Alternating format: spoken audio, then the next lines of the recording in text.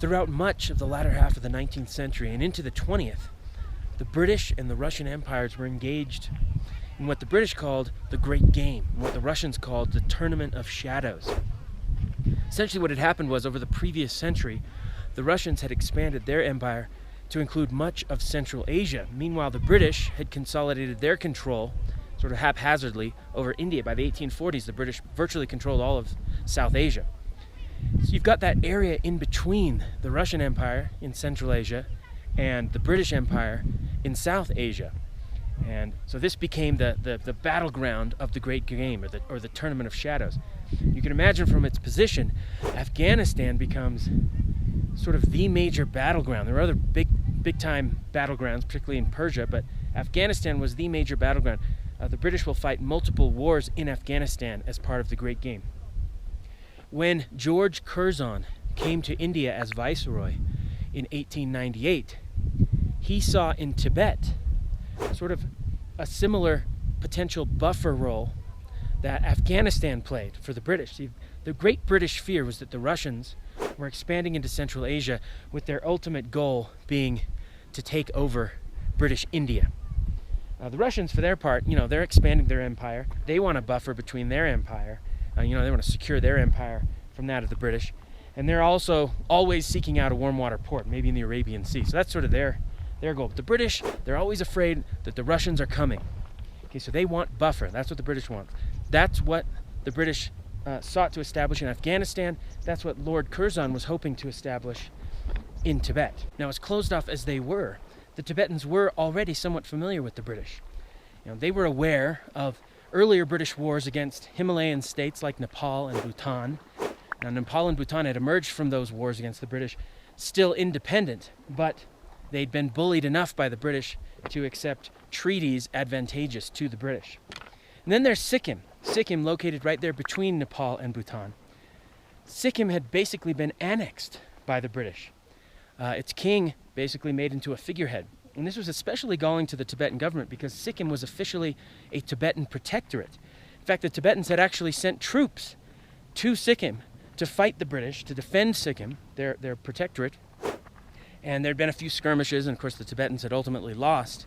So to the Tibetans already, the British were an enemy. In his first 3 years as Viceroy of India, Lord Curzon sent 3 letters to the Dalai Lama, trying to get some sort of negotiations or communication going. But they were all returned sealed and unopened. So this is very frustrating for Curzon, especially since news and rumors seem to indicate that the Russians might be setting themselves up in Tibet. See, there's this Mongol, a Buddhist monk, spoke Russian. He traveled all over Europe, living in Lhasa. Apparently he had the ear of the Dalai Lama. He convinced the Dalai Lama that maybe the Russians would be good partners for the Tibetans in wresting full official out-and-out independence from Qing China. Now, the reality was Tibet already was independent on the ground, but on paper the Qing were still making the claim. They still had a couple ambans in Lhasa, and so the Tibetans would have liked to make this independence official again. And so Dorjiev was sent at the head of a diplomatic expedition to St. Petersburg to meet with the Tsar. Okay, so this is really worrisome to the great gamers of Britain, like Curzon. And so yeah, he goes all the way up to St. Petersburg. He does end up meeting with the Tsar. Nothing comes of the meeting. The Tsar makes 0 promises to the Tibetans about an alliance or weapons or anything else. But this is, of course, blown out of context by the great gamers, and newspapers make a really good story out of it.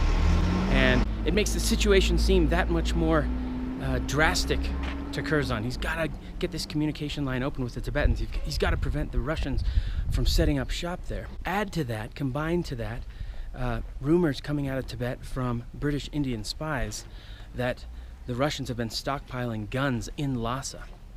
People are talking about a potential, Russo-Tibetan invasion of India. It's gone a little crazy, but this is enough to convince Curzon that maybe it's time to contemplate an actual invasion of Tibet, both to curb supposed Russian influence as well as to get those Tibetans actually talking. Now, to lead the invasion, Curzon called on his friend Francis Younghusband. Now, Francis Younghusband shared Curzon's love of the British Empire and belief in its inherent goodness to the world. But he's a lot more mystical than Curzon was. He had mystical leanings. He would see in the Tibetan expedition sort of this exotic opportunity, and he held dreams of setting foot in Lhasa, so he's sort of the perfect guy to be gung-ho for such an adventure. Well, he had orders to take 500 men to cross the border, go a few miles, set up a position, and then, having shown some strength there, negotiate with the Tibetans, get the Tibetans talking. Well, the plan didn't work. 500 troops did indeed cross the border. They did indeed set up a position there, but the Tibetans refused to talk until Francis Younghusband and company retreated back across into Sikkim.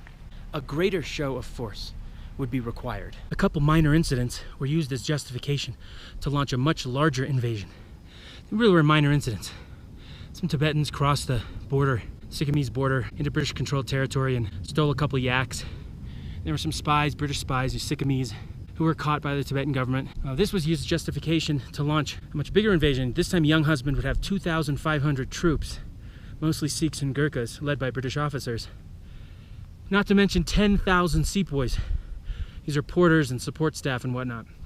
And their orders this time were to go much deeper into Tibet, all the way to Gyansi, on the road to Lhasa. It's actually the road I'm on right now. Go to Gyansi, bully the Tibetans enough, intimidate them enough to talk, to establish relations. Actually, his orders were quite vague, and this is going to help him later on. But so off they go. The Tibetans are divided in terms of what sort of response they should give to this invasion. Some of the Tibetans, some of the Dalai Lama's ministers, at least one of whom had visited British India, was somewhat aware of what the British were capable of, said, we need to negotiate. We can't fight these people. But they were overruled by the National Assembly. The National Assembly, these guys, including the abbots of the big monasteries, these guys didn't know what they were up against. They wanted to fight. And in fact, those ministers who would not support the war, who wanted to negotiate, they were ousted. False charges were brought up against them, and they were ousted and put in prison. So Tibet was going to fight. The Tibetans never stood a chance.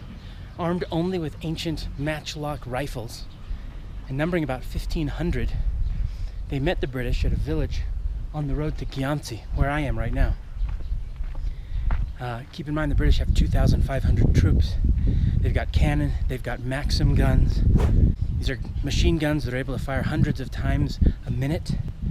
When they met, Francis Younghusband assumed that, based on their demeanor and whatnot, that they had already surrendered. So he had his soldiers go to disarm them. And so when the Sikhs in particular tried to disarm these Tibetans, they didn't realize that these are their personal weapons. These aren't government issued matchlock rifles. These are personal items, very valued in the Tibetan household. So there was some pushing and some shoving, and a gun went off, and you can imagine what happened. Those Maxim guns got going and ripped apart the Tibetans, and it was a massacre. Well, the British moved quickly on to Gyansi. And in Gyansi, they made quick work of the hill fort in the city. In fact, it's this fort right here behind me. Unfortunately closed for renovation, so I couldn't get up there. But quickly made short work of this fort. And at that point, it's pretty obvious, even to the most ardent war hawk in the Tibetan government, that the Tibetans don't stand a chance against the British. The British could take over all of Tibet if they wanted to, so that they're going to have to talk. At that point, the Dalai Lama, he leaves. He flees with Dorjiv and others to Mongolia. He's afraid of becoming a stooge like the king of Sikkim had become. So he leaves.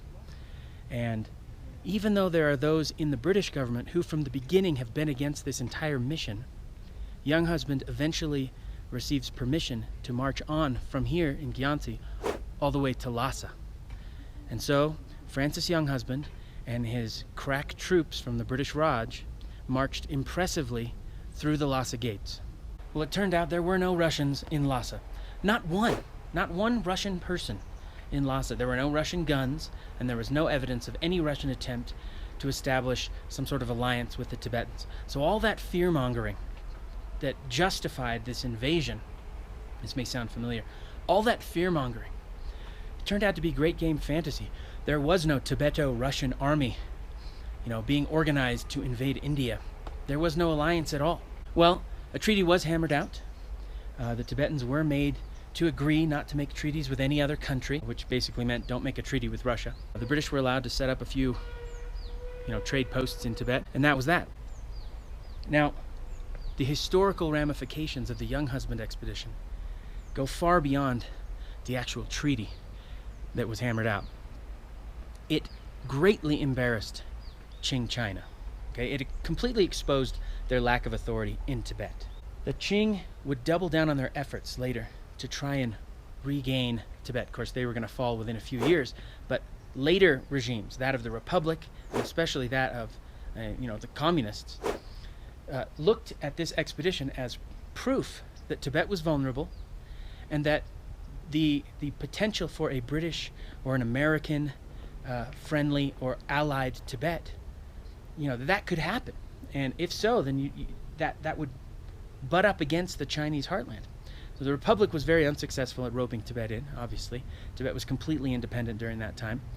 But Mao's regime, as soon as he'd taken over China, what did he do? He turned to Tibet, haunted by the specter of a British or American friendly or allied Tibet. And he sent his armies in